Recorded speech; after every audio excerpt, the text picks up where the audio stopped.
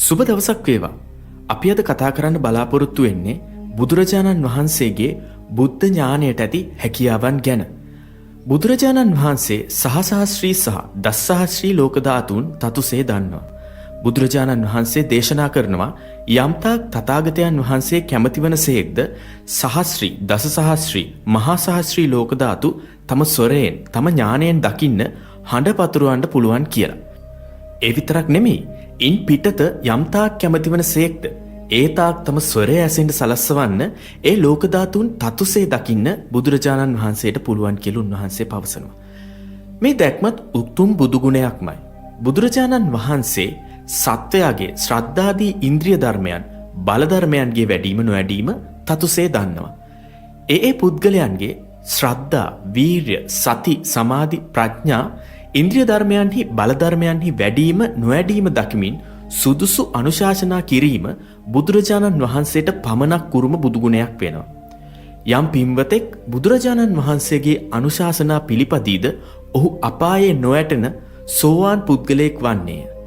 යමෙක් කාමරාග පටික ධර්මයන් තුනී කොට සකදාගාමී ඵලයට පත්වන්නේද, යමෙක් කාමරාග පටික ධර්මයන් නිරෝධ කොට අනාගාමී ඵලයට පත්වී සුද්ධාවාසයේ ඉපදී එහිම පිරිනිවී යන්නේද ආදී වශයෙන් ඒ පුද්ගලයාගේ ඉන්ද්‍රිය බල ධර්මයන්ගේ දියුණුව නොදියුණු භාවය දැකීමේ හැකියාවද උතුම් බුදුගුණයක් වගේම බුදුරජාණන් වහන්සේට ඇති හැකියාව.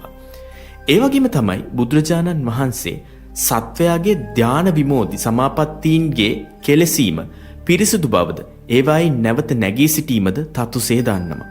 බුදුරජාණන් වහන්සේ 이르දි ධර්මයන් දෙකක් දේශනා කරනවා. එකක් තමයි ආර්යයි නොකියනු ලබන 이르දිය. එය සදොස්යයිද දෝෂාරෝපණ සහිතයයිද බුදුරජාණන් වහන්සේ දේශනා කරනවා. මේ ආර්ය නොවන 이르දිය වන්නේ සමාධියෙන් සිත පරිපූර්ණ කල්හි ඔහු නොයෙක් 이르දි කොටස් විද්‍යාමාන කරනවා. එක්කෙනෙක්ව සිට බොහෝ දෙනෙක් බවට පත් වෙනවා. බොහෝ දෙනෙක්ව සිට එක්කෙනෙක් බවට පත් වෙනවා. බිත්තියෙන් පිටතට, පර්වතයෙන් පිටතට, පෞරෙන් පිටතට අහසේ මෙන් නොගැටී ගමන් කරනවා. ජලයේහිද පොළොවේහිද මෙන් ගමන් කරනවා. මේ 이르දි ප්‍රාතිහාරයන් ආර්ය නොවන ප්‍රාතිහාරයන් කියලයි බුදුරජාණන් වහන්සේ දේශනා කරන්නේ. තමන් කැමති දේ කෙරෙහි ඇතිවන සැප වේදනාවත් තමන් අකමැති දේ කෙරෙහි ඇතිවන දුක් වේදනාවත් අනිත්‍ය වශයෙන් දකිමින් සැප දුක් වේදනාවන්ගේ මදභාවය වන උපේක්ෂාවේද අනිත්‍යභාවය දකිමින් යමෙක් ජීවත් වෙනවා. වේදනාවේ, සමාධියේ, ආස්වාදයේ අනිත්‍යභාවය දකිමින් ජීවත් වෙනවා. එය දොස් නැති, දෝෂාරෝපණ නොමැති ආර්ය 이르දියයි බුදුරජාණන් වහන්සේ දේශනා කරනවා. මේ ආර්ය 이르දිය වේවා, අනාර්ය 이르දිය වේවා යම් බමුණෙක්, මහණෙක් බුදුරජාණන් වහන්සේට වඩා දන්නවාය කියන කාරණය සිදු නොවන දෙයක් කියලායි බුදුරජාණන් වහන්සේ දේශනා කරන්නේ. බුදුරජාණන් වහන්සේ పూర్වේ නිවාසානුස්සති ඥානය තුලින් අතීත ಜಾති 1ක් 100ක් දහසක් දසදහසක් ಜಾති 100,000ක් කල්ප ගණනාවක් ඈතට සිට මෙහෙවනවා. යමෙක් අසුවල් තැන උපන්නේයි අසවල් ගෝත්‍රයේ ඇත්තේයි පෙර විසූ කඳ පිළිවෙල සිහිපත් කරනවා. මහණෙනි, විපස්සී බුදුරජාණන් වහන්සේට බන්දුමත් නම් රජ පියාවිය, බන්දුමතී නම් දේවිය මව වූවාය. බන්දුමතී නුවර බන්දුමත් රජුට රාජධානිය විය. මේ විදිහට බුදුරජාණන් වහන්සේ අතීතය ගැන සිංහනාද පවත්වන්නේ උතුම් පුබ්බේ නිවාසානුස්සති ඥානය නිසාමයි. රූපී වූ හෝ අරූපී වූ හෝ නේව සංඥා නාසඤ්ඤා වූද සෑම සත්වයෙකුගේම పూర్වේ නිවාසය බුදුරජාණන් වහන්සේගේ උතුම් పూర్වේ නිවාසානුස්සති ඥානය ප්‍රකාශ කරනවා. එයත් උතුම් බුදුගුණයක්මයි. බුදුරජාණන් වහන්සේගේ චුතූපපාත ඥානයෙන් සත්වයා මැරී උපදින දුගති භූමි, සුගති භූමි නිවැරදිව දන්නවා. යම් සත්වයෙක් ආශ්‍රවයන් සහිතව කලුරිය කරාද, යම් සත්වයෙක් ආශ්‍රවයන් දියකොට පිරිනිවන් පෑවාද කියන කාරණය බුදුරජාණන් වහන්සේ දන්නවා.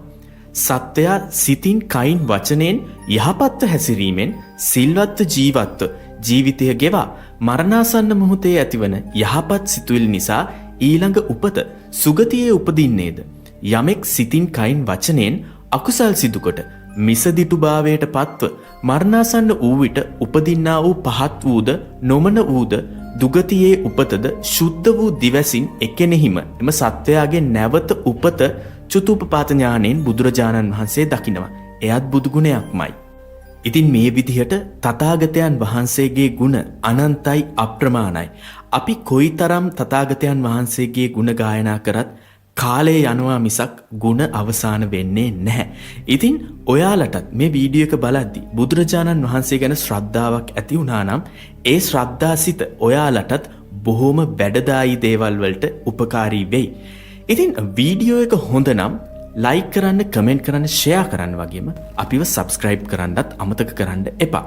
අදත් ගිහින් එන්නම්. ඔයාලට සුබ දවසක්.